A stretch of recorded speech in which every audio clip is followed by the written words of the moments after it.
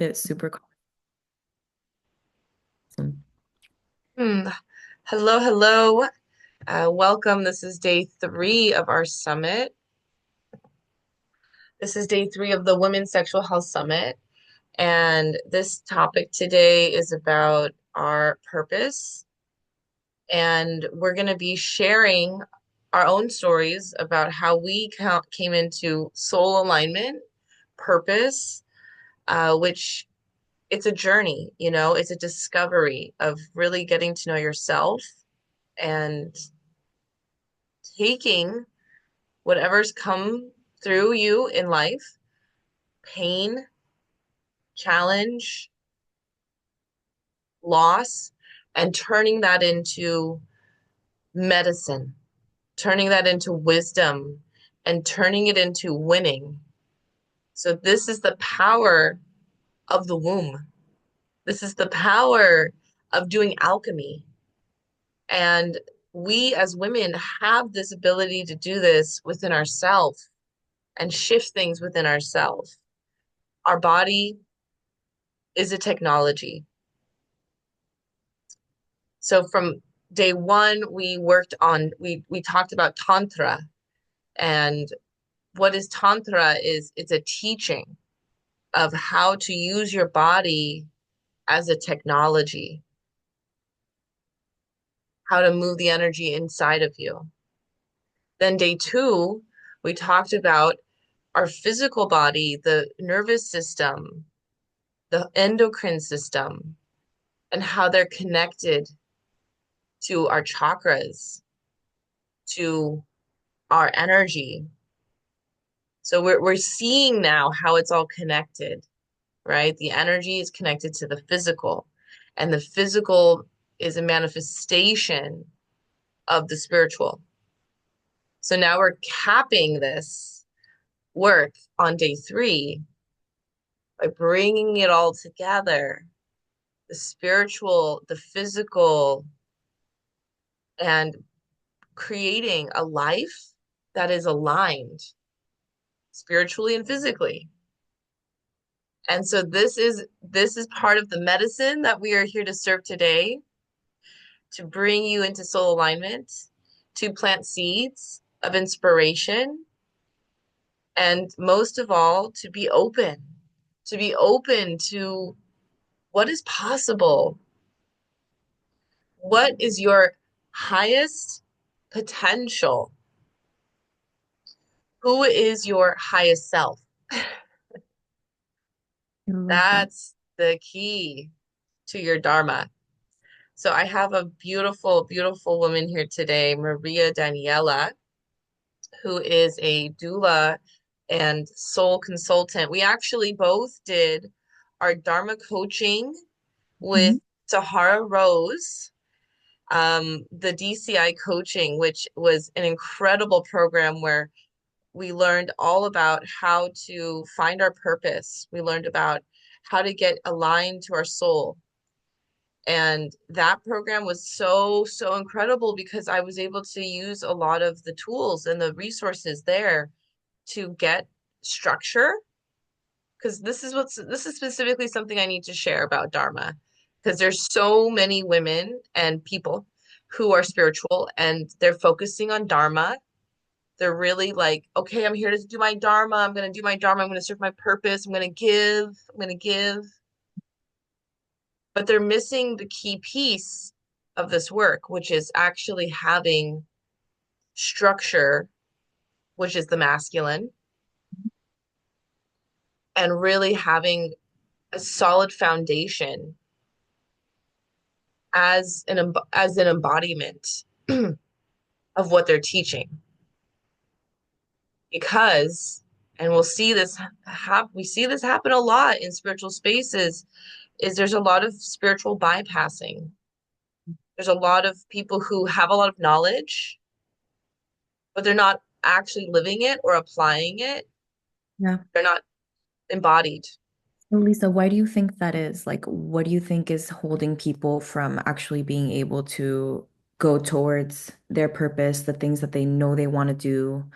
Um, what have you kind of seen with in your experience? with your clients and people you've worked with? Why they resist.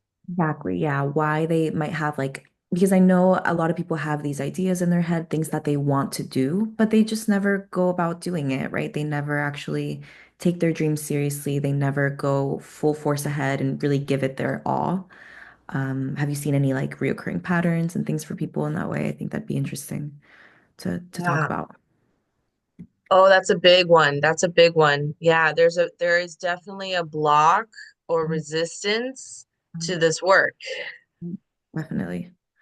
because it means you have to actually really do your shadow work. Yes. Have to do your shadow work if you're going to step forward in your purpose. Yeah. And that's a lot to look at. It is. There's so many fears, I think, that keep people from really going into alignment with what they want. Um, and fear is paralyzing. Fear will stop you. It will keep you completely unfulfilled. But I think when you have fear, that's when you have to lean into something, right? When you have to say, okay, like this fear is here. What is it? What am I here to learn from this? How can I, like you said, alchemize it? What can I get from this fear so that I can actually move full speed ahead? I mean, if there's fear, I think that means there's something juicy on the other side, something worth worth experiencing and getting to know. So I think that's very nice. Well, yesterday I dived a little bit into that around the mental focus because that's so much of what affects our nervous system is our mind, our mindset. And as a manifestation coach, my work is mindset work. Right. I love the work of Louise Hay. Oh, yes. Oh my God, Oh, she's amazing. oh, Yes. Then you can heal your life, right? Oh, she is. Yeah, that reaction. I always go back to her work whenever I feel like any kind of specifically, she did a lot of work around physical symptoms of health and how your mind creates illness. And it's amazing. Oh my God, it's amazing. Yeah, I'd love to hear more about what you think about her work. well, I do a lot of her work. A lot of the work that I've done with her work is also related to inner child healing. Interesting. I didn't know that. Ooh, so inner child healing is the root of shadow work. It's a lot of what we didn't get as a child that we're trying to get now as an adult. So it was maybe that love that we wanted from our parents. Where's the attention? Yeah. And it could be, just this, just even the biggest thing about the inner child work. Yeah, this is such a rich topic. I feel like we could just I know. I might put this video on YouTube, I'll be honest. This is gonna be a potent conversation. Oh, absolutely. I feel it. Yeah, I feel like this is definitely for YouTube. Um, there is so much around the inner child when we are growing up. We are our authentic self. When we're born as a soul from source through the portal of this body, of the womb, and then we are birthed into this physical plane, we are pure. We are pure. We have the sacred flame, which is this fire that we come from, that is here to ignite our passion, our purpose. We come in with our purpose, we come in as our highest self. And then we have 7 years of programming. From age 0 to age 7 is when we develop the subconscious mind. And so when we talk about shadow work, we're talking about the subconscious mind, which rules 95% of our habits and our actions and our behaviors, Yeah. which is what creates our personality.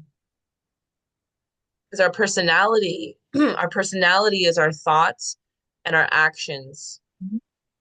I and think, our feelings.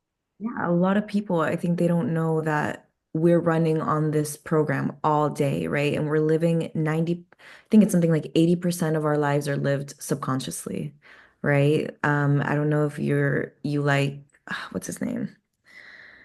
I can't think of his name right now, but he wrote Becoming Supernatural.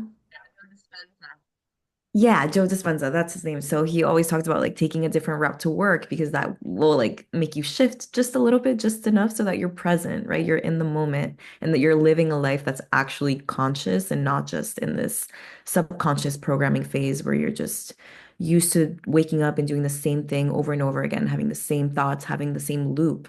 Because we get caught up in these loops and then we can never really break out of them unless we do the work, right? That Lisa's talking about. Yeah, And completely. that's exactly where it starts. We have to stop the loop.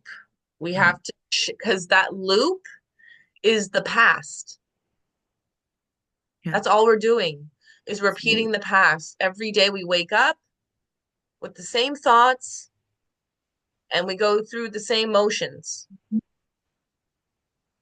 And this is why when we do work on ourselves, when we're intentional about shifting these things, we have to be adamant and start new habits. Mm. Little things. It starts with little things like, okay, I'm going to start a gratitude journal. Yes. Just 15 minutes at night. I'm going Yeah. to write out my day and what I'm grateful for. Start with Beautiful. something simple, okay? That's the simplest technique, simplest practice is shifting the mind. Yes. Because when we're in gratitude, we attract abundance. Mhm. And it's a frequency, Great. it's a feeling. Mhm. So many people want to change the external world, Mhm. change the way they feel internally. Yes, Not absolutely. how it works. It's The other amazing. way around. Right, right. You have to, whenever, I mean, people like to repeat affirmations, things like that, and then they kind of wonder, hey, like, why isn't this working for me? Like, I thought I was just supposed to repeat this over and over or write this down over and over, but it's what you talked about. It's the feeling, you have to be in that frequency of receiving or knowing that what you have can really be yours. And a lot of times when people have trouble, right, tapping into what feeling that looks like exactly, gratitude is always just the best one to go towards because it's just that bliss of knowing that you have everything that you really need. It's great. It's great. It's powerful. It's so powerful. Most of the work I do with women, especially mothers, is about coming into peace. Mm. And what the reason they're not in peace is because they're holding fear. Mm. Yep. And no matter what's happening around them, they're seeing everything as chaotic. Oh yeah. And You it's know. and it's like it's like everyone around you can try to give you peace, Mhm. but if you can't see the peace that's being offered, because Mhm. you're just going to cause chaos. Yes. Absolutely. And sometimes even that's part of the process, right? So this always relates me back to birth and like the experience of birthing. So there's three emotional signposts of labor, right? So the very first one is excitement. When you're excited about your purpose and you're like, okay, yay, like, well, I'm kind of like relating both of them, right? Because I think it relates back to birth in such a cool way. So it's like when you're first feeling that kind of spark to be in your purpose and okay, like for me it was like, okay, I'm ready to be a coach, I'm ready to do this thing, I'm ready to offer my gifts to people, my what I want to give. You have that excitement, and it's the same thing with birth, right? When you're feeling those early contractions, you're like, okay, yay, my baby's coming, we have that coming. And then you get serious, right? That's the next emotional signpost of birth. You're getting serious and you're feeling like things are slowing down. You want to move deliberately. You kind of stop talking. You become extremely focused on what's going on, what's happening, right? Um, And then the last one, the last signpost that you're really looking for before birth, it's like self-doubt. You get confused, you get scared. Can you do this? Right? And I don't know if you can relate back to this, but I think it's really similar when you're first stepping into your purpose, right? It's like you get all these doubts and these fears, and all this chaos kind of comes up when you stop trusting yourself. But I think that if you can get over that, that's like you've hit gold. That's like, okay, your baby's ready to be born, you know? So sometimes I even think that chaos is to be embraced, those feelings of self-doubt, those feelings of like, oh, like maybe what I'm doing is big and it's gonna cause self-doubt and turmoil and things like that. Because that's when you're really close, at least when it comes to birth. Yeah. Actually, I want to introduce you properly, because I need everyone to know who you are. So Maria Daniela is a passionate soul consultant, interdisciplinary artist, and free birth doula, dedicated to helping women navigate the waters of deep transformation to find their true purpose, reconnect with their innate power, and embrace their unique paths. She incorporates creative expression, hypnotherapy, and mindfulness practices into her coaching and doula services. Her artistic approach invites women to explore and celebrate their inner worlds, turning challenges into catalysts for growth and self-discovery. She now resides in Miami, Florida, where we met, and we met at a vision board workshop kind of gathering, and it was like so aligned the way that we met, right? Oh, yes, complete spontaneity. It was very like serendipitous. I was like, oh, I'm like, okay, like you're, I see you. And then we find out we both did the same coaching program with Sahara Rose, and it's like, and I brought my Sahara Rose deck, and it was like, and then It's we're fun. talking about, our purpose and then women's health, and it was like boom, boom, boom, boom, all these things just Mm, matched, you yes, know? And that's what very. happens when you're in your purpose, is like you're open to the right people to Mhm, come to you. mhm. It's Naturally, magic. yes, you don't force it. It just comes. It's beautiful. You are aligned, and that's why you're receiving all of these amazing things and these gifts and opportunities. And Lisa and I weren't even supposed to be doing this talk. It was like a cancellation that happened, and there you go. It's like perfect. So I love It's that. it's all meant to be. This is another really powerful part of, letting things flow, because again, when we try to control, that's the past. Hmm. Hmm. Control is past, Yep. and we have to let that shit go. Let Yes. You don't need to control because it's already perfect. Already perfect. It's already perfect. And, just like that birth process is already perfect and you have to surrender to it. That's the same thing. That's like amazing. Yeah, absolutely. I think that's really cool. I wanted to, like, what was the card that you pulled that day? Do you remember? Oh gosh, I think it was something like, well, you picked Parvati, Yes. Yeah. goddess of devotion. I know. That was a pretty one. Ooh, powerful goddess for purpose work. She's actually who I work with when I do purpose work. Wow, really? That's She is the beautiful. goddess of devotion. So her story, well, Mm. why not? Let's talk about it all. Let's talk about the goddess, my favorite topic. Me too. Ah, yeah. So Parvati, um,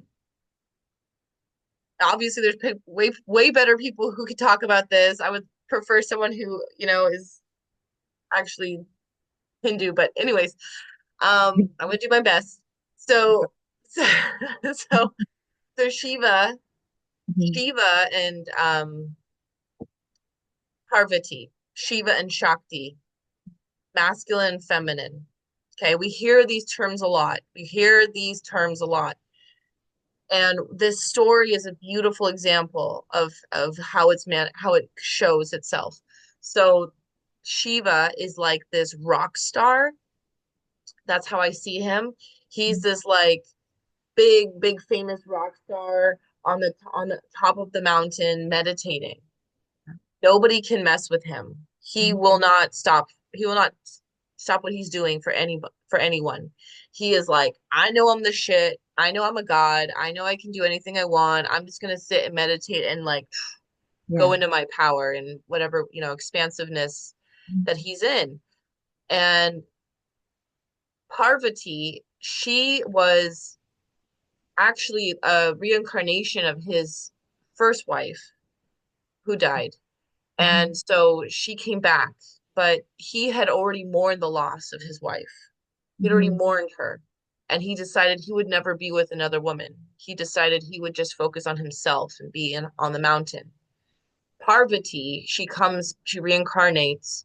She's a princess of royalty. Mhm. And she falls in love with Shiva. I mean, it was meant to be, she's reincarnated, but he doesn't know that. He doesn't know that that's who she is, but she knows that she feels this way for him. And so for her to get his attention, basically, or not even attention, just to be able to match his frequency, that's really what it was. Almost like she had to become so much stronger, right? Mhm. Because she was this princess from a Mhm. royal family. She wasn't a god, right? She wasn't this like powerful, fierce god yet. Um, she needed to discipline herself. So she started doing tapas, which is discipline, and she meditated on one leg, stood on one leg for like 1,000 years. Something like these stories are very like, woo, powerful. Mhm. So she stood on one leg for 1,000 years. And she did that out of pure devotion to become disciplined, Mhm. For right? herself. Of Yeah. herself, Information is perfect. herself. Mhm. And through her tapas, long story short, I don't want to go into all the details, but long story short, she got into her discipline. She finally got the attention of Shiva, and he decided to marry her. He said, okay, you are worthy, you are amazing, you're strong, you're kind, all the things, powerful. He wanted to marry her, and they started having their like preparations for the wedding, which is like multiple days, preparation. And her parents, when they saw Shiva, he was wearing like a tiger skin coat. He had like blood all over his face. His circle are like really demonic looking beings and like really like it's kind of scary. Like that because he's so powerful, he can handle darkness. Mhm. He's not afraid of like demons and things, right? So Wow. he's got this whole vibe of like I said, rock star vibe. Love that. So her parents were triggered. They were like, who is this devil? Like, I can't believe you want to marry this man, because they're just shocked. Like everything he represents is this, what he represents is this like primal side of the masculine, which I also want to acknowledge, which I also want to acknowledge is repressed so much in Oh, society. yeah. The primal masculine, the dark masculine is repressed. The men who are really masculine, are then sort Very of strong. like, yeah, they're sort of targeted, like, oh, you're toxic, or Oh, you need to relax. Like yeah. if we don't understand masculine, if we don't have respect for masculine energy, then we repress it. So this is another big problem with what's happened in this world is that we've repressed a really healthy masculine, empowered masculine, because it's easier to control. You know, when you take away the warrior, the innocent are easier to get to.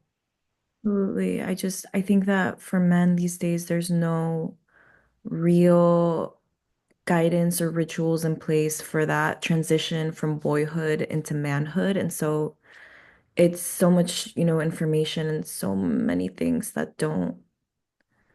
I don't know, that don't have like a vessel, right, for this energy to kind of flow through.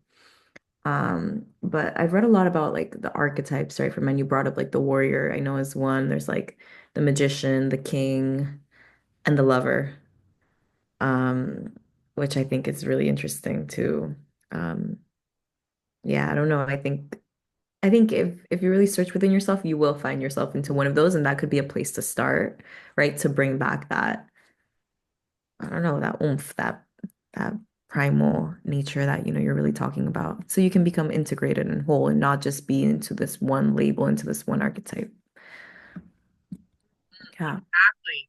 Right. And so for women too, we have archetypes Hmm. that we need to explore.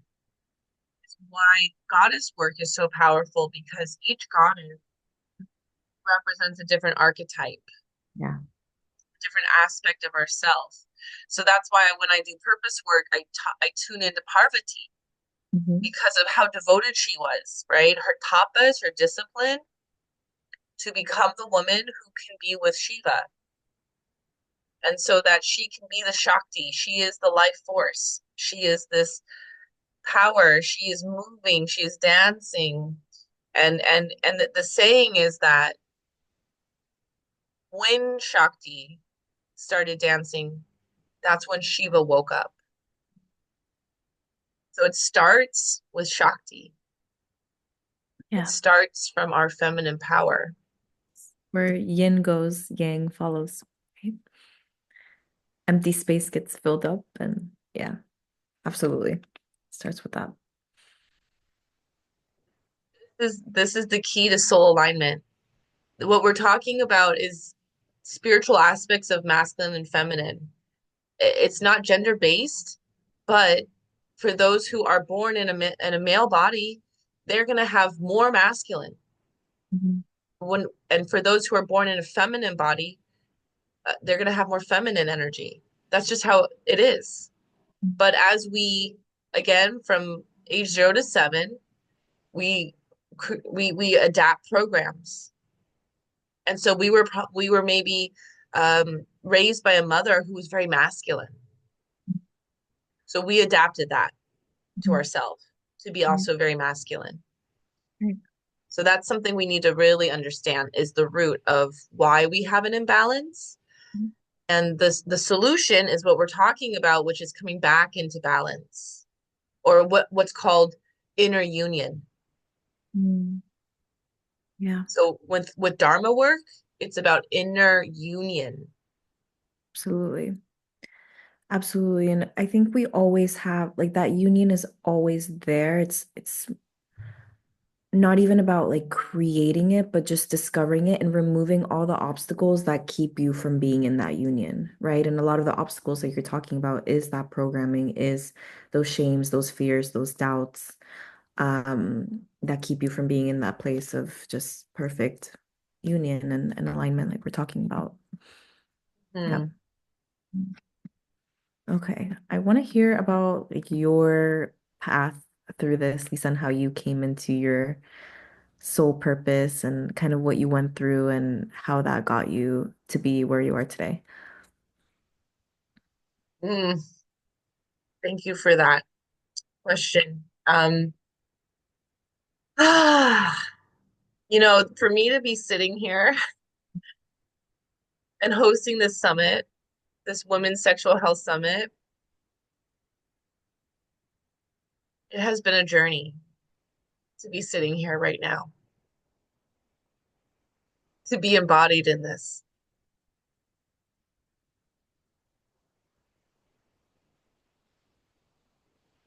And Like I said, everything is always perfect, even when it's chaotic. And that's part of the process of getting from confusion into clarity. And where I shifted, when I shifted into my purpose. I mean, I feel like I've always been searching for purpose. I've always been wanting to be in purpose, but it didn't click.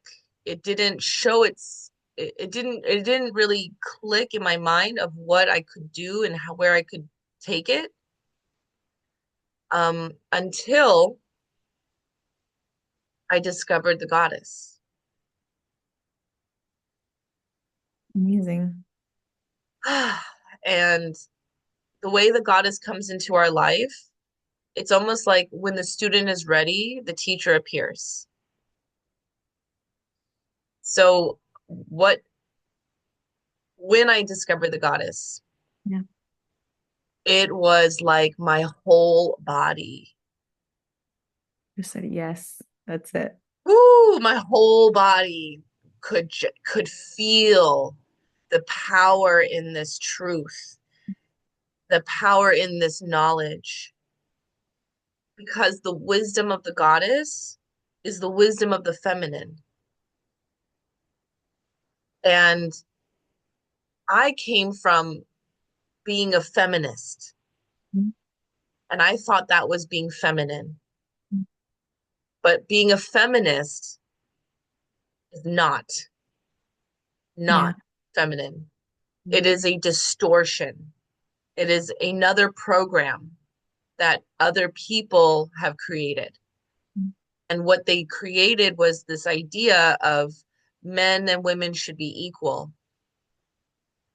Men and women are not equal. We're opposites. We're polarity. Mhm. We're light and dark. We're hot and cold. We're not equal. We need each other to balance and to be in our fullest alignment and embodiment. So Very. I Mhm. went from that way of thinking and I completely shifted into the goddess. And I started to study goddess work. Mhm. Um, I was initiated in 2020 Mhm. into the priestess path Mhm. with Elizabeth Wilcock, who Mhm. lives in Sedona, Arizona. And she initiated me into this work. I went to her I went to her priestess retreat to complete and be anointed into this work in Sedona, Arizona in 2020. After this, I decided to leave my marriage because I wanted to serve my purpose to serve the goddess. My husband at the time said I was crazy. He did not want to hear or understand what I had to say or what I was learning about with the goddess. And it's because it triggers people to realize that they are believing something that is they're true they've it's hard to acknowledge that, we carry beliefs that are lies. Really painful to acknowledge that. And that's where confusion comes in because we're like, well, then what do I believe? I need to believe something. I need to have solid ground. So then there's this like yearning for some truth. Like, I need truth. I need truth. I need the answers. Who has them? Is it that person over there? Is it this church over here? Is it this school, this college over here? We're trying to find this institution that's telling us what to believe. And this is why soul work is so deep because we don't use other institutions. We don't use other influences. We it's from within you. Mhm. Ooh, you got to go in. You got to go into your soul and get the truth from within yourself. Whew. And So,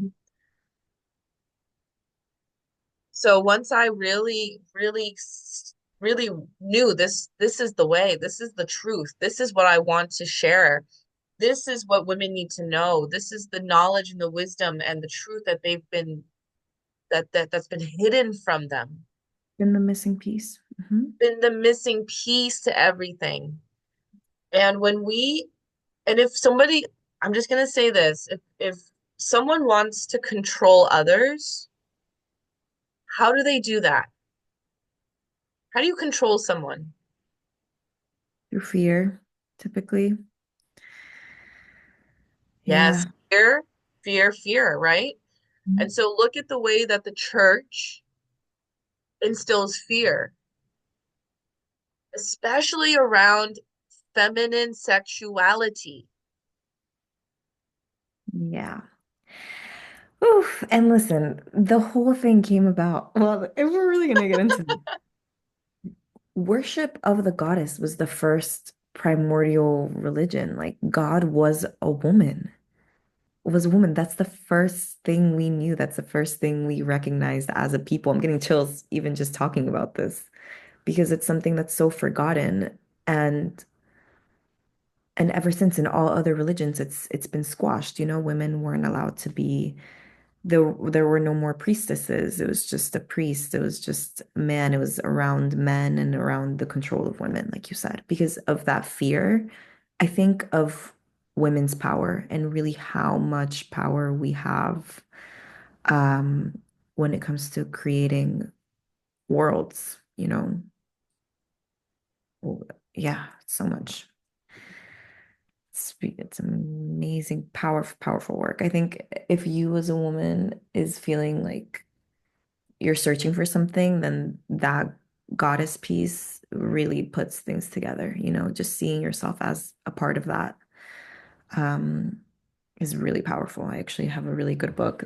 I have it next to me right now. It's in Spanish, but I don't know, you could probably find a translation somewhere. It's The Oracle of the Goddesses, The Awakening of the Feminine. It's by Sylvia Solowski. Really amazing book.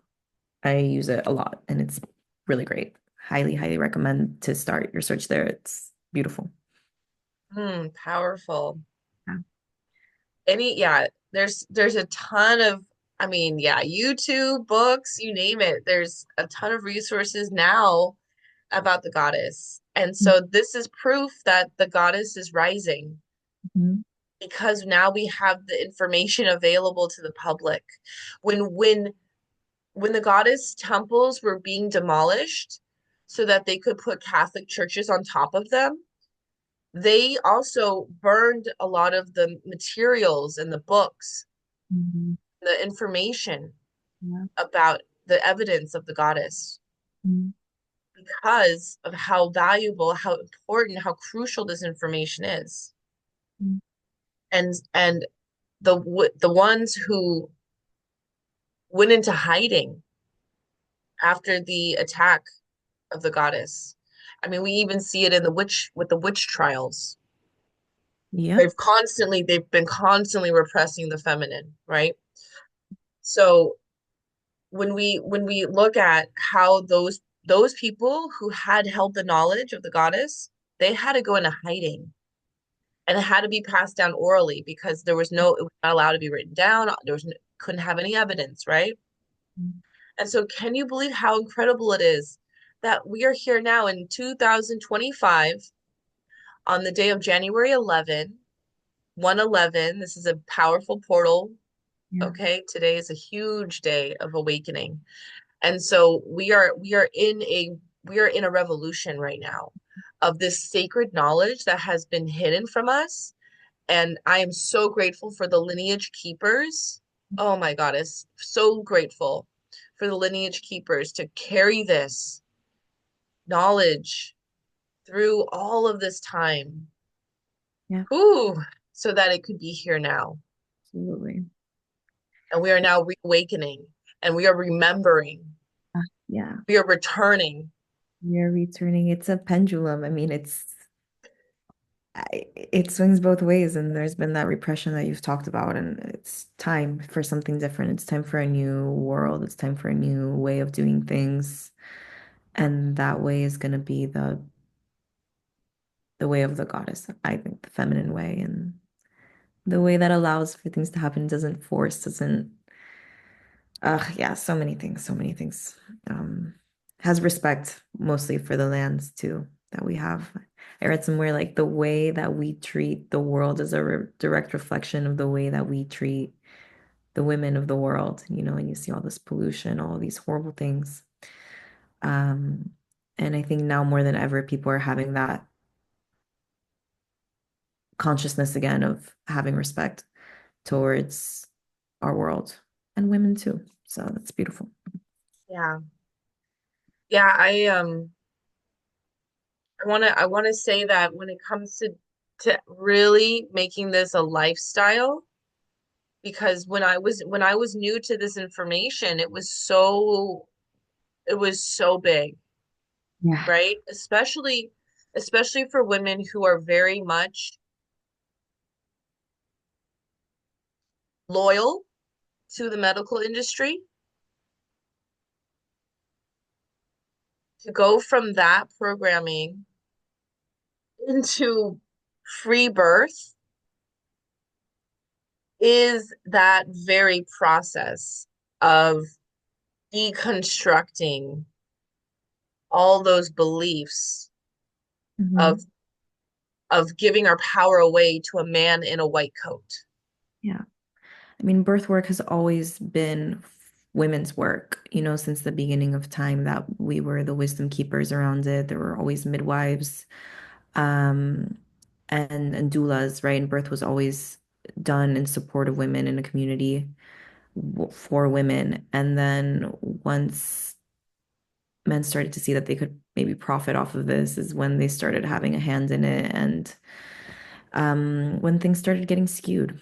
And then that's only been the way we've been doing it for a very short amount of time, right? If you really look at the big span of things, um, that way of like birthing on your back and getting drugged to give birth, that's very, very counter everything that your body wants to do, and we're not taught that, we're not, there's no education really unless you seek it. But thankfully now, there's so much information out there that it's available and open for you to really use and be able to empower yourself with that and not get that white coat syndrome that a lot of women get when they step into hospitals, where they are willing to just give away their body autonomy, their own knowledge, even sometimes to the knowledge of some guy, in a white coat. Some these people are professionals, but they're a lot of them, I want everybody listening to know that a lot of them have never seen a natural birth. They have no idea what that process looks like unless they're intervening.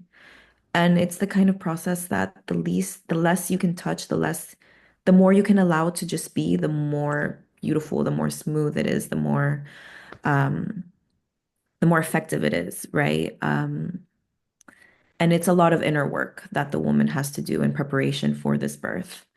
Um, and of course, we thank God that there's tools out there that we can use, should anything go astray, right? We have these things that can help us, but that's only, when we need that, when we really are seeking that out. Because if you're young, if you're a healthy woman, I should say, if you're just a healthy woman and your body is able to get pregnant, that means your body's able to birth, right? Our bodies are so intelligent. Everything they say about you having a baby that's too big for you, why would you really think about that for a second? Why would your body create a baby that's too large for you to birth? You know what I mean? That's not real. That's crazy. That's crazy when you really think about it. Or we'll tell you like you're too old to have a baby. Like that's dangerous. If your body's able to create that child inside of you, why wouldn't it be able to go through the whole process? Like we have to get back into our bodies, trusting our bodies, putting our bodies into into these places where we know we'll be safe. And a lot of times that's at home for women. And I mean, I could really go on all day about this, but it's like the body's gonna This is freeze off. That's why this is a rich topic. That's why I gave 2 hours for this. I knew this was like, Yeah, depth, yeah, going absolutely. deep today. We're talking about purpose, which is a Mhm. birth process in itself. Yes. And we're talking about the feminine power, which is womb sovereignty, Mhm. which is Mhm. exactly what you're saying, Maria, is this we have to be empowered to know our boundaries, Mhm. speak our boundaries to whoever wants to impose on us. Because Absolutely. everyone is trying to impose on the feminine. Yep. But they know how powerful we are. They can feel it. Like we are so intuitive and we are so connected to our emotions, which Mhm. is our power. It's not Yes. a weakness, it's our power. The ability to feel, Yeah. oh my goddess, it's like I Mhm. feel everything. I can feel like the grief. I can feel the despair. I can feel it. And I study the nervous system. I work with bodies. I see it in people's body patterns. I see it in the way they walk. I see it in the way they hold themselves. It's like they're just whoo, um there's so much around what we need to do is to align, really come back to ourselves because otherwise we're just wearing a mask. We're just following what's been told to us. We're just in survival. It's just this constant, and then it's the masculine energy that we're in all day, staying busy all day, not giving time to be gentle with ourselves. Yeah. And how do we have to shift? How do we shift? We come back to our feminine power, Mhm. back to our womb sovereignty, Yes. and we take our power back also not just with um not just with like the actions we take, but so it most for women it's about your voice, Mhm. Yes. Expression. speaking your truth. Absolutely. This is where purpose work gets really triggering because when you, especially with like the work that I am doing, speaking my truth, it triggers people Mhm. all the time. Mhm. And I've really found a way to say it in a kind and gentle way. I'm not ever attacking. I'm never like, you need to know this. Right. I simply ask questions. Yeah. Like it's Yeah. the most gentle way to get someone to consider another thought, another perspective. It's like, okay. So yeah, I just want to say it's about coming back to the feminine. What is the feminine? Slowing down, Hmm. feeling, Yes. Feeling, yeah. Receptivity, being in your surrender. body, Yeah. surrender, Mhm. and being open like the rose. But the rose blooms when she's ready, Yes. Yeah. and the rose has thorns. Absolutely.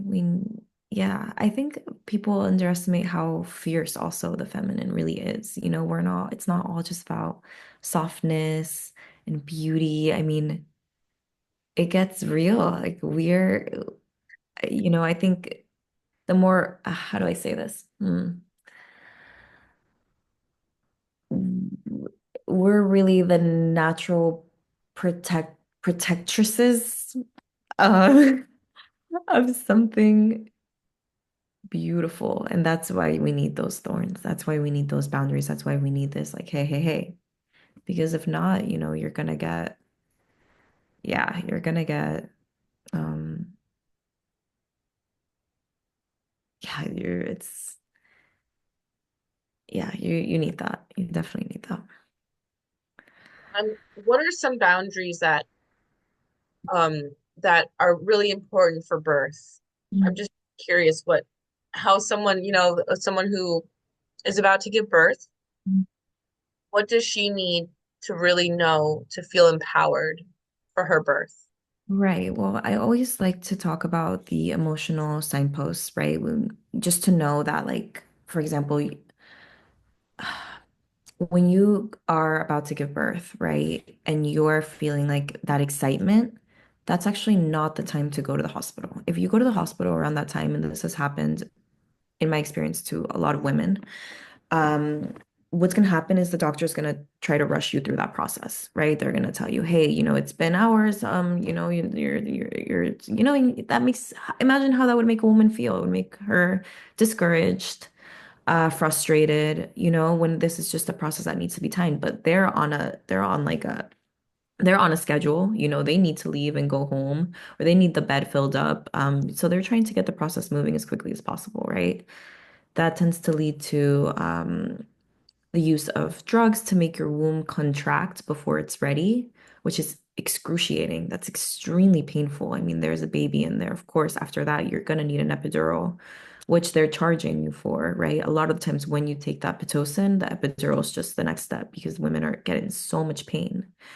And it's crazy. It makes me frustrated how much women's pain is just like we turn a blind eye to it. It's almost like, oh, okay, like you're a woman, you're supposed to like, this is what's supposed to happen. Like, um, a lot of the times when you complain about how it feels, it's just not taken seriously or taken with any, yeah, it's just terrible. But so your question was, what does a woman really need to know as they're about to give birth?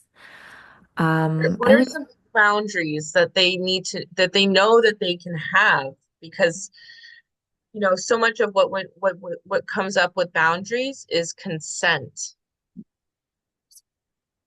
And this is what Melody talked about yesterday, is that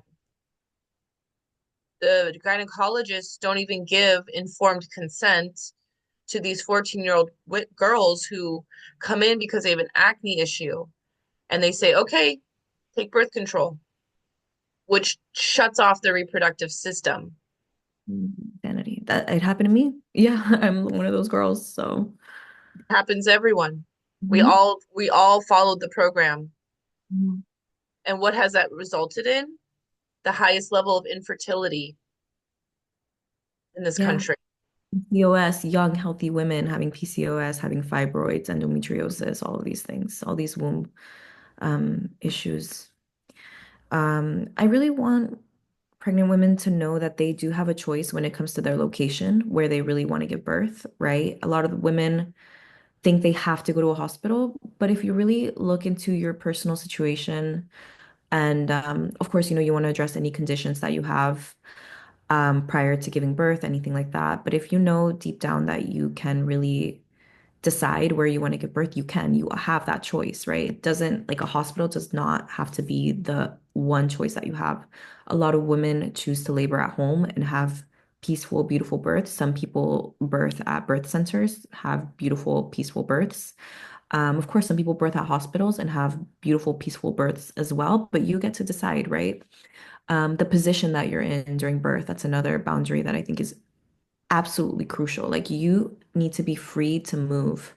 You need to be free to, if you want to get on all fours, you should be able to do that. You know what I mean? If you want to crouch down, you should be able to do that. If you want to go and you want to get water on you and take a shower, you should be able to do that. Um, you have a choice when it comes to like monitoring. You don't need continuous fetal monitoring for any reason. Research has shown that it doesn't really do anything for the health of the mother or the baby. It's just kind of a routine thing that they do at hospitals because they've always done it that way and they don't question it. Um, you have a choice when it comes to your pain management. You have a choice when it comes to whether or not you want to be sewn back up if you have any tearing. Um, and you have a choice whether or not there's like assistance at all in your delivery. A lot of times women think they have to be checked. Um, these cervical checks, that's what they call them, but that's also been completely shown by research to not have any positive outcomes for women. And I mean, I have a master's degree in public health. Like, this is part of the concentration that I studied is maternal and child health. Research shows that these cervical checks and these monitoring things that they do, it has no positive outcomes. It's just completely uncomfortable. Imagine how invasive it is that your body is ready to give birth and you're getting touched by a stranger. I don't want to be touched by a stranger. I mean, that would make me angry. That would make me absolutely livid. That's completely abnormal. It's abnormal. Try touching a female tiger when she's giving birth and see what happens. You know what I mean? Like you know not to do that. But we're little girled by this system of like it is just a terrible, terrible situation where you want to be like saved from something. You know what I mean? And through those attempts at like saving you, you're really making it so much worse. You're causing all the issues that maybe wouldn't even happen had you not intervened. So I just want to say I think birth is a natural process that needs to be respected and that needs to be honored for the rite of passage that it is. And we need to bring back that ritual way of giving birth where the mother is honored completely for the labor that she's doing. And the baby needs to be honored too, of course.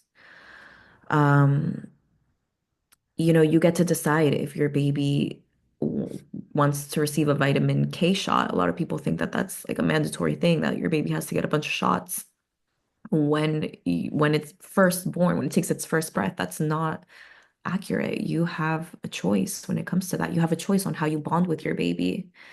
Um, Once you give birth, your baby doesn't have to be taken away immediately. If you want, I would say if I were your doula, I would say you need that skin to skin. It's crucial. It's very important. You have a choice when it comes to how you feed your baby as well. And you have a choice on who's present during that labor um, and delivery. If you don't want a bunch of strangers there, you you have you can advocate for yourself, or you can have a doula advocate for you and have that privacy, have that door closed so you're not hearing, all the noise from outside. You can even dim the lights maybe and make it a little bit more cozy if a hospital is your preference. But again, you always have a choice. We're not don't allow yourself to be put into a situation where you feel smaller, and where you feel like you don't have that voice, because it's very easy to fall into that little girl state when you're getting told by a man, who has all these degrees and like fancy degrees on the walls, but no real knowledge on the way that your body actually works and what it's really designed to do, because a lot of times they haven't seen it, and that's the truth. Yeah. Thank you so much for sharing that. Those codes are powerful. So powerful to know what we have consent over. And consent is our power. It's how we build trust, and it's how we respect other people. And it's something that it's so micro that happens all the time. There's these micro, what trauma is a boundary violation. Yeah. We have micro traumas happening all the time, All the time, all the time. all the time. I And we mean, there's think it's normal. Like we have this little like, oh, I'm annoyed, and then we don't say anything. Mhm. Like, It's well, true. actually, that person just touched me and didn't ask if it was okay, Absolutely. right? That's a micro trauma. Yeah, Like testing, touching a pregnant woman. Like it's just there's so many of these micro traumas happening. it really it irks me. And I had an experience once where a client I was working with said she had created her birth plan, right? Said she wanted, her doctor to have access to it. And the nurse she was working with laughed in her face. Oh, a birth plan? She rolled her eyes. Do you know, like, imagine what message that sends, to a woman that her wishes, her desires aren't sacred and important and meant to be honored. That's right there. I would tell her, get out of that hospital, either find a new one or find somebody else that's really willing to service you.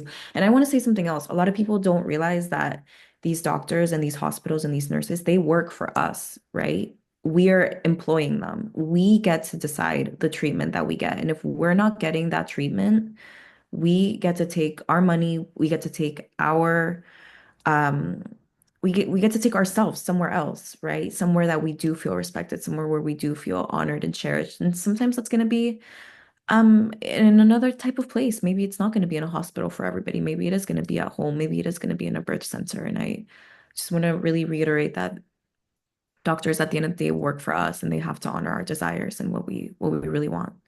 And work with us in that way where we can really um, achieve what we want, which is a healthy delivery and a healthy mom and a healthy baby. Mm-hmm. Ashe, aho. Ah, yes. So it's all about starting with empowerment and sovereignty. And this is the power of the feminine. This is the power of our pleasure. And this is about us rising up. And and this is us stepping forward in our Yeah, truth, in our absolutely. power. Hmm. Oh, that was so beautiful. And I love that you brought up pleasure, right? Because this is a very taboo subject when it comes to birth and when it comes to motherhood in general, right? We immediately like see like, okay, you become a mother, you're not allowed to have these feelings anymore. You're not allowed to be like a sensual woman if you're going through that process. It's not allowed to be pleasurable. It has to be painful, but it doesn't. It does not have to be a painful experience. The midwife that taught me what I know, which is Dana Martin. She's amazing. She created the free birth program, right? She talked a lot about her own orgasmic birth and the way that she labored and what helped her was pleasuring herself. Like during her birth, was her partner being there with her, and holding her and just like the sensuality of the whole experience was what helped her have the most pleasant, pleasurable, beautiful birth possible. And I want to know that everybody can have that if you have a partner there that's willing to support you, willing to hold you and cradle you through it. Um, I think it's something that can really, really be tapped into and used and taken full advantage of is that our bodies are meant for pleasure at the end of the day. And I want to also mention how important it is to pick the right partner for this reason, right? The ability to have a partner that you feel safe with, that Absolutely. that honors you as a woman in Mhm. her power. Mhm. Because again, there is so much distortion, Mhm. and there are a lot of insecure men who cannot actually hold space. Yeah. Yeah, absolutely. And if that's beautiful that you mentioned that. And if there's any men watching this video that like want to know what to do in that process, that want to help, because I know men naturally have that, sometimes hero's instinct to save a woman. This is her journey, right? When it comes to birth, this is her journey to go through. What the role of a man here is to protect the cave, right? You want to protect the space. You want to make sure that she's comfortable, that there's nobody in there that shouldn't be there, that she has the quiet that she needs, that she has the food that she needs. A lot of times in hospitals, they won't even let you eat. And birth is a marathon. It's something that you need to prepare for. Like, please rest, please eat, please nourish yourselves, and don't let anybody tell you not to do that because you need to do that. But men are there to protect the cave, that's they're there to make sure that nobody's there getting in that shouldn't be there. And I fully, fully believe that. Yeah. Thank God for them. I love men. Oh, I love a good masculine man. He's just strong and stable. I want- Yep. Oh man. Yeah, that's another topic. We could go in on that as well, man. Yeah. Mm, I know that you wanted to share mm. the free future Yeah, progression. Oh, absolutely. Oh my gosh. Yes, let's do it. I would love to walk you guys through that, Lisa. Um, Can't yeah, wait. please feel free to get as relaxed as possible. Pretty much the intentions of a future life progression is just to give you a little bit of a glimpse into your future, and to inspire and empower you. I always want to say before I do a future life progression is that these futures that we see are possible timelines, and they can change, right, depending on your trajectory. I always say the future is always changing, but just getting a snapshot of what your future is like now and what you really, where you see yourself can give you a lot of guidance and can give you a lot of clarity and just help you explore that subconscious mind that's so rich in all of these information and all of these things that really serve us to tap into. So yeah, whenever you're ready, just get into a comfortable position. If you feel great like that, just get comfortable and close your eyes. All right, let me drink a little bit of water. Okay, Lisa, and everybody, let's see. So just get comfortable, close your eyes. You're gonna begin breathing very, very deeply. With every breath that you exhale, you will find yourself becoming more and more deeply relaxed. If you wish, that feels good to you. I want you to remember that it's easy to be relaxed and that your body wants to relax. Just listening to the sound of my voice can allow for relaxation. You're going to breathe in for a count of 4 and out for a count of 6, in for a count of 4 and out for a count of 6. And now I want you to just begin concentrating on the weight of your feet. If it feels good to do so, you can imagine a golden light surrounding you at the bottom of your feet. And maybe your feet can touch the floor, and I want you to feel just how nice it feels to be grounded. Maybe you can imagine that your feet can access the earth and just feel completely rooted in that feeling. As you move this golden light above into your body, your feet are going to start to feel very, very relaxed. And you're just feeling this heavy relaxation as you move it towards your legs, moving upwards into the calves, feeling your legs relaxing deeply, deeply relaxing, sinking into the surface that they're on. And this heavy relaxation moves into your knees as you concentrate only on my voice. If you should hear any outside sounds, they won't distract or disturb you, but will actually tend to relax you even more. And they'll allow you to go even deeper into this deep, heavy, peaceful relaxation. You want to move that golden light up your thighs, your hips, your sacral area. Imagine all of those parts just being washed by this beautiful light, this beautiful, healing, protective light going up into your belly, your chest, your heart center, down your back, up your shoulders, every single muscle in your back, relaxing now and just completely letting go. Breathing becomes very deep, gentle, rhythmic, and the drowsy, sleepy, daydreamy feeling of relaxation takes over. So just let go, drifting down deeper and deeper into your arms, your hands, every muscle in your face, becoming completely relaxed, your jaw, even your tongue can separate from the roof of your mouth. And maybe your mouth opens just a little bit in complete relaxation as you remove any tension, as it melts completely off your body. If you notice any tension at all in your face, your eyebrows, your eyelids, your cheeks, your neck, shoulders, you can imagine that tension just completely melting off. As your body becomes more and more relaxed, you're going to move that golden light over your face, over your eyelids, over your third eye.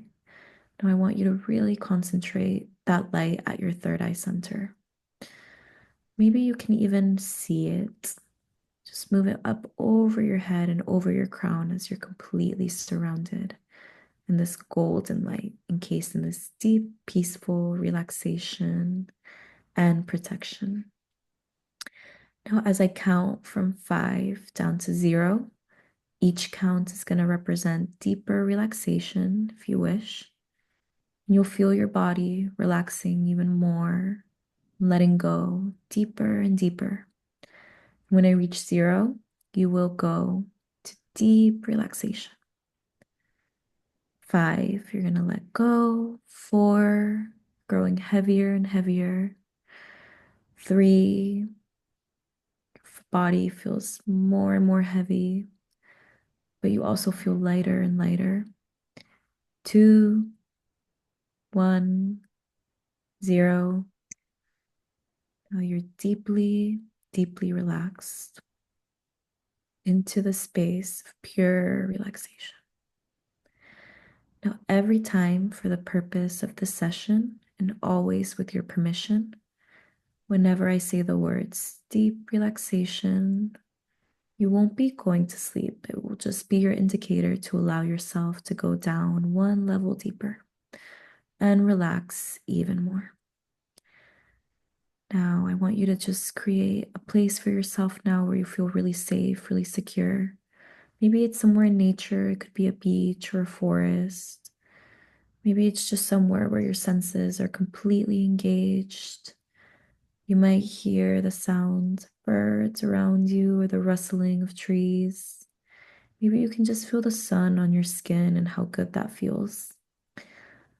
Maybe you can feel the air around you fresh and crisp. I just want you to walk around this place and enjoy being here in your safe place. And I want to invite you to imagine that somewhere in this beautiful, safe space, there is a stairway that leads you into your inner mind. And each step takes you deeper down into your own subconscious mind.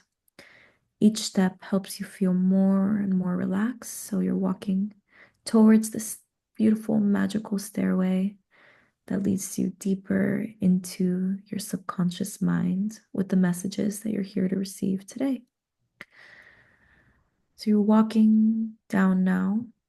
Step number 5, you're descending the stairway of relaxation, each step becoming more and more relaxed. On the 4th step, if you're ready, there's no rush. Each step takes you deeper down into your own inner mind.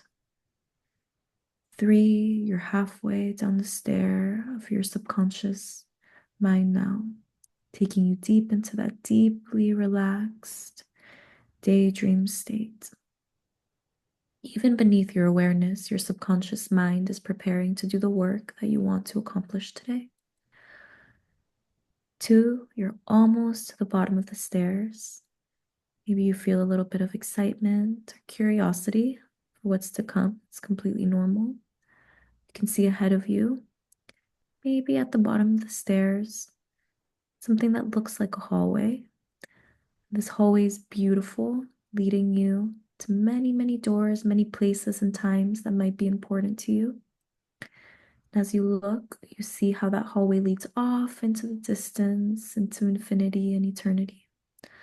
1, you're at the bottom of the stairs now, deep within your own inner mind, finding yourself in this special, special place, deep within your own subconscious. So now you find yourself at the start of this beautiful hallway that seems to go on forever. And you notice many doors of many different types and sizes. Within your mind, you know that each door opens to another time and place. Your subconscious mind knows exactly the door for you to go to. So just allow your inner mind to guide you to that door now. And as you move down the hallway, you notice more about what there is. You can notice what the floor of the hallway looks like. Maybe you notice the ceiling. Maybe you notice whether or not it's dark or light in there. You notice how it's lit. When you move down the hallway, you find that maybe each door looks unique. Maybe they're all similar in some way, but you allow your subconscious mind to lead you to the right doorway that is one for you. You're there now in front of the door and you notice what it looks like in even more detail. Is it big or little? What it's made of? You notice if there's any features or markings on the door. You're ready to open the door now, however it opens. You can see what is in that door. Now you get ready to cross the thresholds of your future. And on the next exhale, 3, 2, 1, 0, you're there now on the other side of the doorway as you begin to notice more about what that looks like. So you're there now in the body of your future self, just beginning to understand. Notice your surroundings. The first thing that comes into your awareness, you want to become aware of your body. Notice your feet. What are you wearing on your feet? How are you dressed? How does it feel to be you at this time? Really tap into that beautiful feeling. No, there's no wrong or right here. Everything just is. Maybe you want to imagine how old you are here. How old are you? Where are you? What are you doing? Is there anyone with you? How do you feel towards them? How do you perceive they feel towards you? You can watch all of this play out like a beautiful movie in your inner mind as you think about what you're focused on right now, how you're feeling, what your self talk is like. It's happening. So I want you to take a moment to notice the scene and what's going on and enjoy it. Really, really be in it as you notice all of these little details. So enjoy that for a moment. Now, when you're ready, you can allow that scene to reach a climax or conclusion. Whenever we're in this state, time is very, very non-linear. So we're going to move to the next significant event of this future of yours as I count down from 3 to 0. You're going there now. 3, 2, 1, 0. And you're there now. And we're going to go ahead and explore that scene a little bit more. Maybe you're getting more insight into who this future version of you is. You're getting more insight into what your life is like, what your desires are, where you're at in the moment, or maybe you just feel completely free to just be. Mm. We notice any particular people in your life. Maybe you notice any particular feelings. So I want you to continue to explore that scene and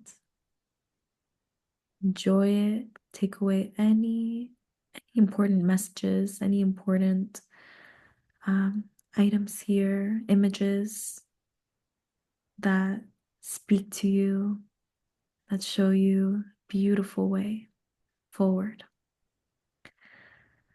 Now, moving beyond these experiences, I want you to imagine this movie of your life that your present self starts to join your future self. What does your future self want your present self to know? Does she want have any messages for you? Any advice that your future self wants to give you? Maybe there's advice there, maybe there's a message, maybe there's a warning. Maybe it's just information that your present self really needs. Allow any messages from any higher guides, any spirit guides, any ancestors to come through if they wish. And I want you to just take a moment to enjoy that feeling of being with yourself. Now, you can thank your future self for this journey beyond time as you start getting ready to come back the way you came, up those stairs in your mind, rising up when you're ready, step by step, as you slowly come back into the present moment, into your body. Full awareness, feeling empowered and filled with inspiration, clarity, and the joy of being you. Only one unique you. So you can start to slowly come back into that safe place, and you can even wiggle your toes, you can wiggle your fingers as you come back into your body from this beautiful astral journey of your soul. Whenever you're ready, no rush at all. Just when you're ready, you can come back into the here and the now, present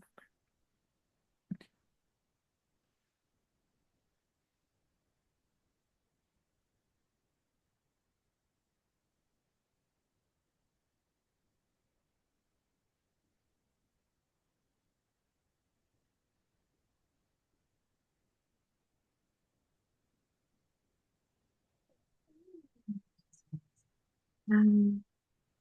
Mhm. Wow. Oh my gosh, you have a different face. Look at you. You do. Oh my gosh, it's amazing seeing your smile throughout the process and just, oh my God, being there with you was just so beautiful. It was such a gift. Look at that. Oh, I need to hear everything. This is the best for me. Like the best part here right now, where we get to kind of dish it out and talk about what happened, what you saw, what was the experience like for you? Mm. I saw my future family. Oh my God. It's beautiful.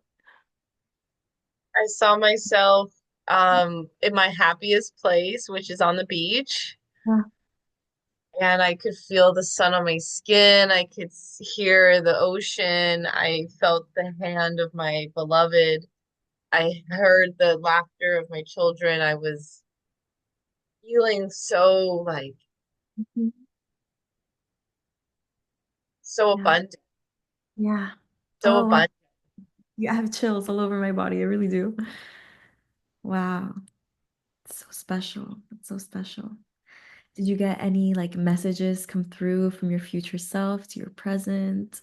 Is there anything that you really needed to hear?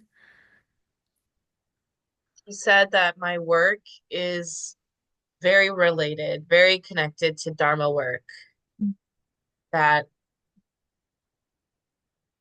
there's so much that I'm here to do. There's so much I'm here to do. I had that. I don't, yeah, I don't doubt that for a second. Love And so yeah, it's overwhelming sometimes when I think about how big my vision is that. because I the more I do this work, the more that I do these meditations, the more that I write, the more that I focus on what is my purpose, what does it look like, what is my vision? Mhm. Because when we talk about Dharma or any kind of manifestation, it has to have a vision, Yes, right? And absolutely. so the more we do this, we get more clear. The vision gets more clear. And so I have now 3 years since surrendering to my purpose, which I was not clear about, but I knew it was related to the goddess. Now here we are 3 years later on 1/11, January 11, and I now see the clarity of my purpose. It is to build a school, my own institution, where I am empowering women with this knowledge of how their body works and to empower their births Yeah. and their relationships, their partnerships, their families. It's about building community. Mhm. Ah, it's so special. That is so beautiful. I love that. Yeah, I love It that. just It's so. feels right. It just feels right. Mhm. And I know already, like I'm a teacher, I'm a numerology, I'm number 9. Oh, okay, lovely. So Yes. I'm here to teach. Okay, I love that. It's Ah, natural for me. I'm always talking and teaching. Like when I speak in conversation, I just teach things, it's just naturally what I like to, how I like to speak. you have a powerful voice. You do. You do. It's amazing. And I always say there's a reason for these visions, right? And they may not always make sense, right? I mean, if if I'm talking about my path, right, it's been I'm a very multi-passionate person, right? I've explored poetry, I've explored hypnotherapy, I've explored yoga and art and psychology and belly dancing, tarot, even like doula work, right? Of course, coaching and and you have this vision, but I think it's when you're trying to align with your soul and you're confused about what to do, it's just following those interests, right? Those things that spark your passion, that your fire, right? And for you, it was the goddess. For you, it was this coaching work, the soul purpose work, your yoga work, the idea of being a teacher, like that sparks your fire. I see it. And those are the things that we have to honor. And we might not know or be so clear about how it's all going to come together, but it does. We have to trust and surrender to that journey and to that path. Hmm. Um, and know that it weaves together somehow magically, beautifully. It does. It is a lot about, honestly, it is a lot about surrender. Hmm. It's a big time when it comes to purpose. We are here to be our highest self. And if we, again, remember that trying to control things is fear. Hmm. And if you are truly, ooh, if you are truly ready to be in your purpose, it's about surrender.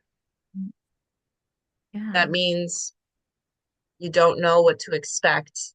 You're open to the flow of what the universe reveals to you. The universe will bring certain people in your life, Hmm. and it's a choice of whether you say yes or no. Absolutely. Yeah. It's a choice of whether you want to commit to your purpose. Hmm. And I did want to share a little quick slide, if that's Yeah. okay, because I Yeah. like visuals. Yes. Yeah. Visuals are great. Okay, perfect. Thanks. I'm gonna kind of close us on this topic with this slide of how to focus on your success, Beautiful. Dharma. So we talked about masculine and feminine today. We talked about the wounded and the healthy. This is all about inner union. So first, we come into inner union within ourselves. You asked, why do people not take action on their purpose? Part of it is that they haven't surrendered to their purpose. They want to still control. They still want to have things be the way it's always been. They don't want to let go of this old identity that they're very comfortable with. So coming into inner union brings us into our inner balance and our inner peace. And this was a big part of the work I had to do to become the kind of woman who can be embodied in this work that I teach. And it's just about practicing. That's the key to everything. It's a practice. So when we talk about Dharma, it's literally just practicing being your highest self. And I'm dropping you some codes today Love that. that are my my this is my framework that I coach my clients with to help them commit and align to their purpose.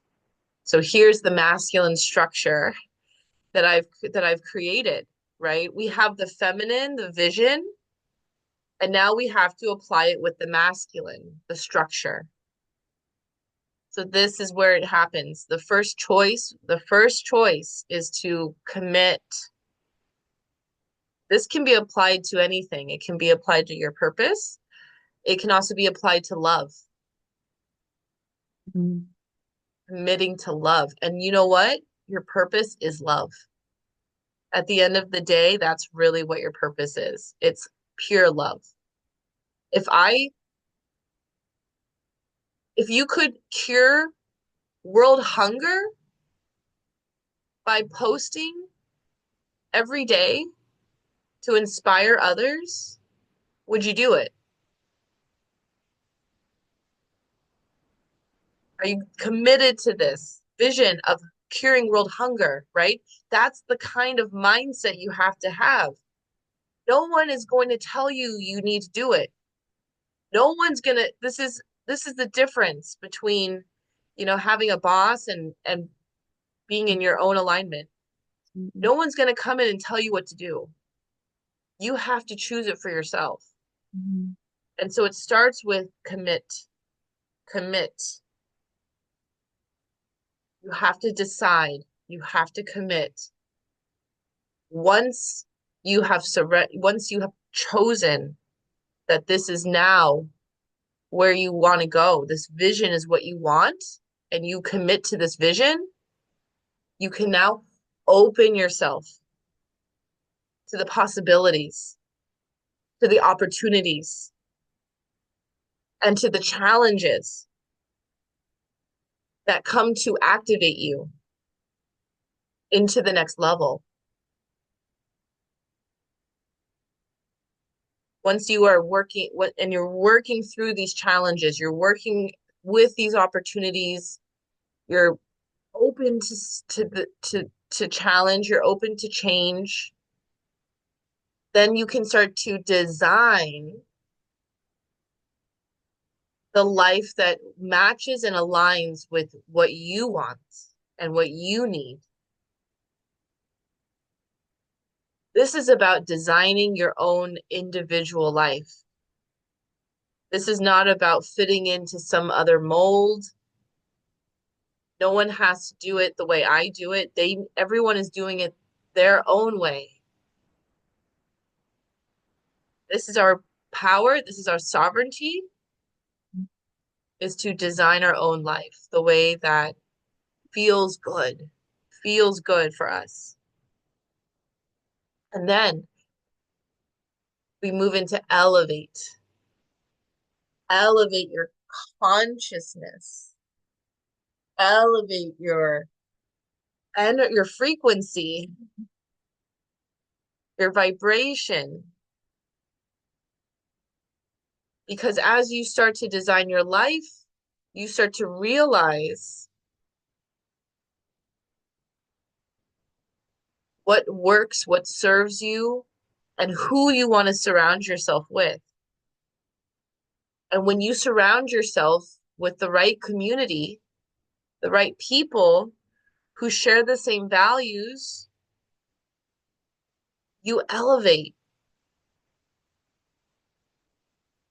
It's a lot about the people you surround yourself with, because another reason why we will, another reason why people will not pursue their purpose is because they're surrounded by people who think too small, who will not celebrate them, who will not support their vision because they cannot they cannot see how big you can see. They can't be happy for you when they are not able to actually be happy for themselves, right? This is a key. I really am trying to hone this in to anyone who is like, I want this life, I want all this abundance, I want all these things. Then are you surrounding yourself with people who are on the same frequency? You have to ask yourself, who am I surrounding myself with? I need to elevate my community, the people I surround myself with. I need to elevate my consciousness.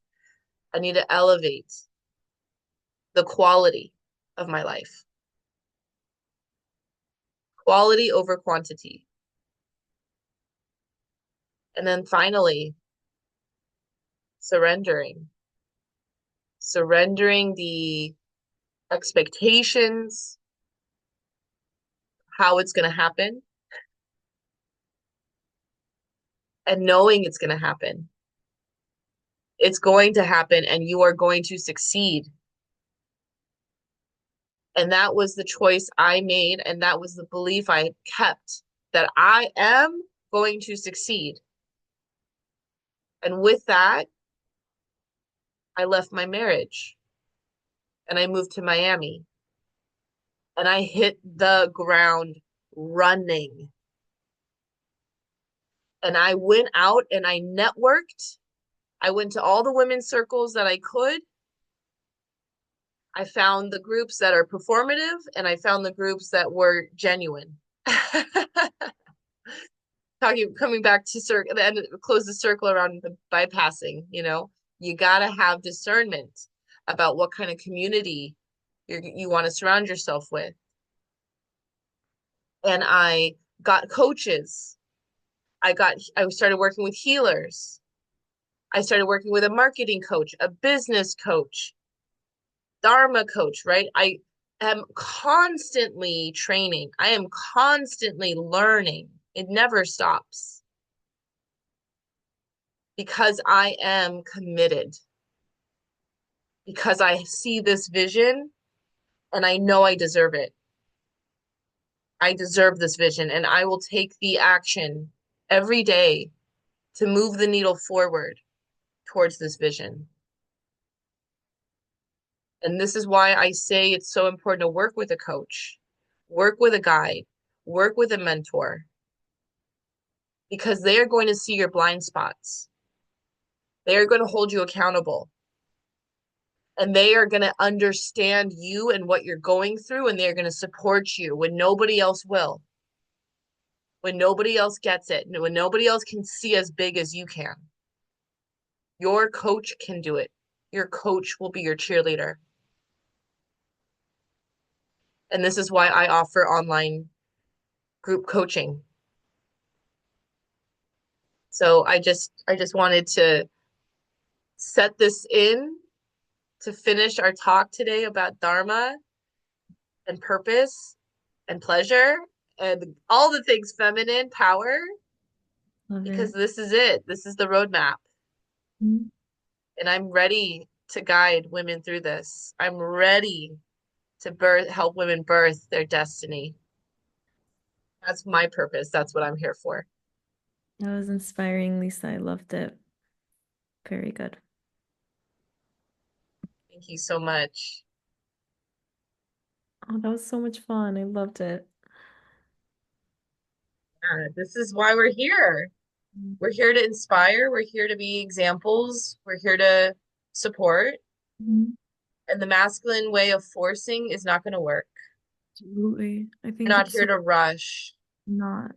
We're not. We're here. Honestly, I always think like having the mentality of like, how can I serve? How can I serve? How can I serve? You know what I mean? Is so crucial. And and how can I explore more? How can I take more of an interest in my own life? You know, I think a lot of people feel so unfulfilled because they're not interested in their own lives or just doing what they're told. And that's really the wrong way to go about it. And I think service can be anything. You don't have to be like a gifted healer or, you don't have to have these like ideas of what it means to be in service. I mean, I remember like working with somebody who what she liked to do, she liked to shop. You know what I mean? Oh, like what do I like to do? I like to go shopping. Like how can that be of service to anybody? But then it's like, okay, like she likes to shop because she likes clothes. That's what she's passionate about. She likes style, fashion. Like that was her thing. You know what I mean?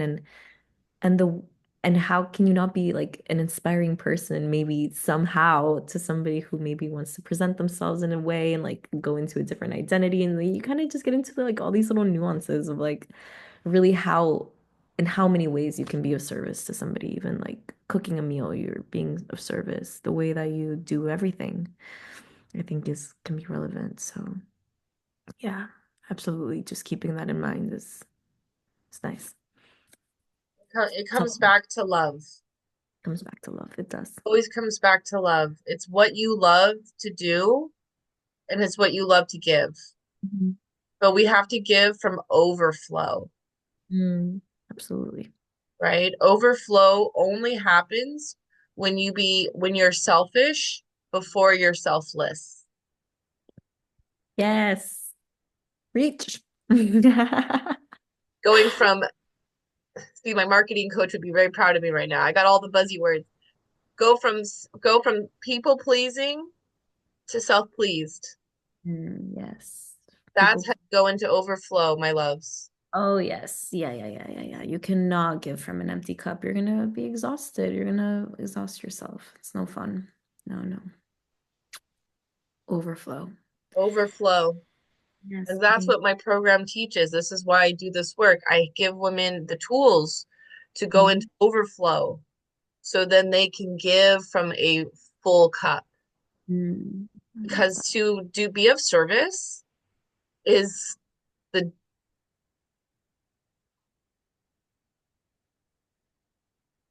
the capacity for love. If you are truly, I'm going to have to really speak direct right now. If you truly want to be of service, your capacity for love has to expand. We cannot give, maybe 80%, right? What does that mean? What I want to give a tangible example. For those who teach yoga, how much time and effort are you giving to prepare for your classes, to be intentional about what you're teaching and theming? That's a first step. How intentional are you when you go into service? And when you're teaching the class, right? Who I get it that it's nerve-wracking. I get that there's a lot going on that you have to pay attention to. But the question is, how are you serving the people in front of you? It's not about you. Look at me, I'm a teacher. Look at my music and my body. Look at what my body can do. No, that's not service. It's the people in the room who came to you. How are you sitting down and talking to them before the class starts? How are you having a human connection with them? How are you serving them when they're in the class? When you see they're struggling, how do you go over and how do you support them? How do you give your hands to them, your touch, your adjustments to them, and let them know you see them, you're there for them, you're there. They want your touch, my loves. That's why they come to a group class. They want your touch. Touch is love. Touch is healing. And people don't get enough touch. We need 8 hugs a day at Mhm. minimum to keep maintain our levels of oxytocin, which is the love hormone, which is how we build connection.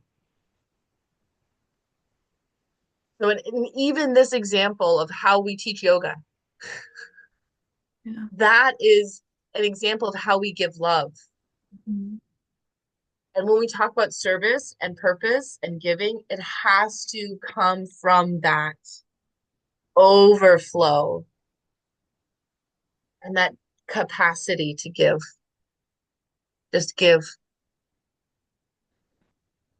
Love that.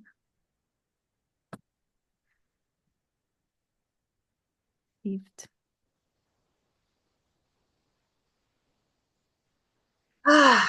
How can we work with you, Maria? How can anyone here continue to stay connected with you at least? Absolutely. You can stay connected with me. My Instagram is at Nelly, Neli, Melba, Melba. And I have a calendar link. You can always book a call with me. I do one-on-one soul consulting sessions where we go more into exploring what's going on in your life and how you can get to the next step. And also doula work if you're somebody who's pregnant and wants an advocate, wants resources, you can always connect with me as well. I'd be happy to be of service in that way. Mm. Thank you for serving your purpose and thank you for your love. You. That was beautiful. I loved it. I loved it. I loved it. Lisa, you have to show me the video once you're done editing the bloopers. Yeah, yeah. I'll send you the link over. Yes, please, please. This was amazing. Thank you so much for inviting me, and it's a gift for me. It really is. It's my pleasure. Okay, love. What's up with your Saturday? What are you up to the rest of the day? 1 second.